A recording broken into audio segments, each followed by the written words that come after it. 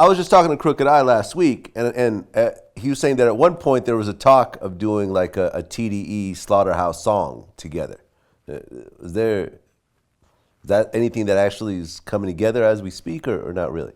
You know what? We came out to New York. We came out here to do the Slaughterhouse album. We all stayed with each other for 30 days. We lived with each other for 30 days to do the album. We end up getting 60% of whatever the final product is going to be. We end up getting that done when we came out. And Just Blaze actually did a beat for the TDE Slaughterhouse song. And it's just hard to put together. It's something that we pursued.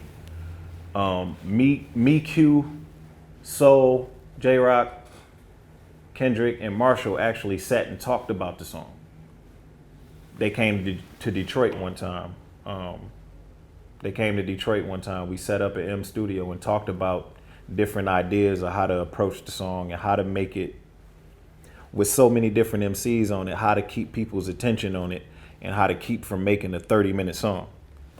So we threw ideas around like that.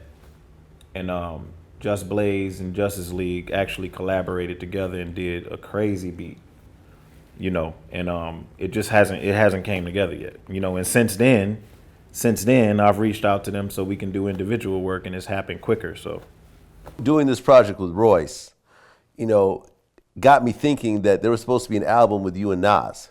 Nas has one more album that he has to obligate to Def Jam, and he said he didn't want to really do it there. He wanted to move on and do it independently, so that we could just do it however we wanted. So I was like, all right, whenever that time comes, just holler at me. I'm here.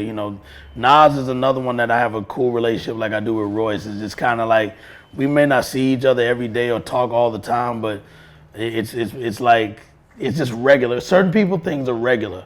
And Royce and I just have a regular relationship where it's just more like, it's no big deal, but when it goes down because we always represent when we get in the lab together. Same thing with Nas. It's just like we pick up where we left off in conversation. Even with Jay-Z, it's the same thing.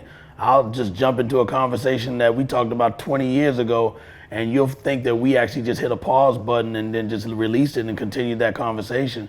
And I remember when he came to do his Reasonable Doubt 10-year anniversary documentary at my studio, and we were having an argument about some stuff, me, Clark Kent, and a few other people, and Jay just happened to walk in without us even knowing he was standing there, and he was hearing the whole conversation and just jumped right in it like if he was there the whole half hour from when we started. And it was just funny because that's how natural we picked up from all the years of being around each other. So same thing with Nas. Is whenever he says let's do it, I'm not like, oh man, I'm tired of waiting. It's just like he can call me tomorrow and go, I'm ready to start, and I'll go, all right, let's get it. So I'm in no rush. You know what I'm saying? Right now we have Prime, and then on top of that, whenever it goes down, it's going to be that natural to do. Same thing with how we did with Prime. My only difference was I've just never done sample one artist. And this is that's what makes this album so much more special, because it's not like anything I've ever done in my history of my career. I think the two of you just have a certain kind of connection that I don't think he has with other producers, just to be totally honest. Well, my opinion, I've always said I wish that he would do the original team. I call it the original team, me, Large Professor, P-Rock, and Q-Tip, not excluding LES. Shout out to the homie LES from Queen from the Bridge that did Life's a Bitch.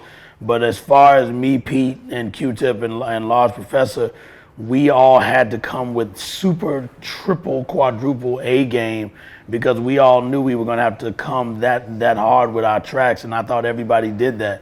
Large Professor is the premier two guru in Nas's life of his career.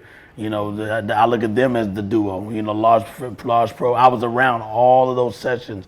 I was at the Ain't Hard to Tell session, One Time for Your Mind. I was at every session just hanging. This was way before I even thought about doing beats for Nas. I was hanging with Large because I was learning from him on beat making and taking it to another level. I was just nice at DJing. And I said, if I could learn how to interpret this in making beats, I know how to make something that I think would be a good representation of being another sound of hip hop. But I was studying large and going to his house and him coming to my pad when me and Guru lived in the Bronx for a hot second, and he'd come over and then me hooking up with Pete Rock, me and Q-Tip, we were all in that same line of producer hangout conversation, all of us on the phone together back in those days. That's what I would really like to see is if Nas do an album with just the four of us. And again, not to exclude LES, that would be amazing because we all are gonna bring it. So either or, I'm cool either way. Before Illmatic, it was really, a rapper and his producer, Eric B and Rakim. It seems like that was the first like super producer album. I mean, was that a fair assumption?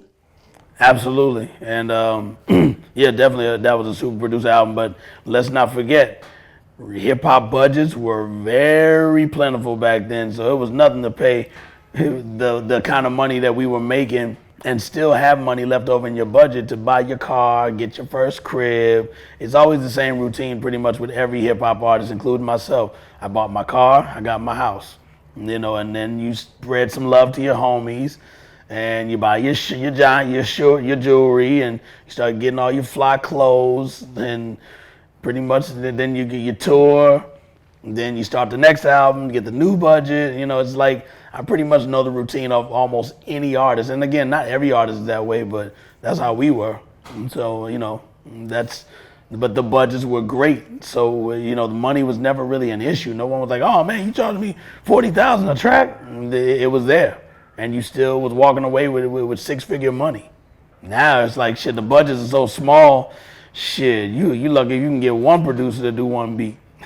That's why you start getting Ralph Jones and Mikey Mike and little Larry old Popo, because they ain't gonna charge, or they'll just charge $100, but you're getting your tracks, So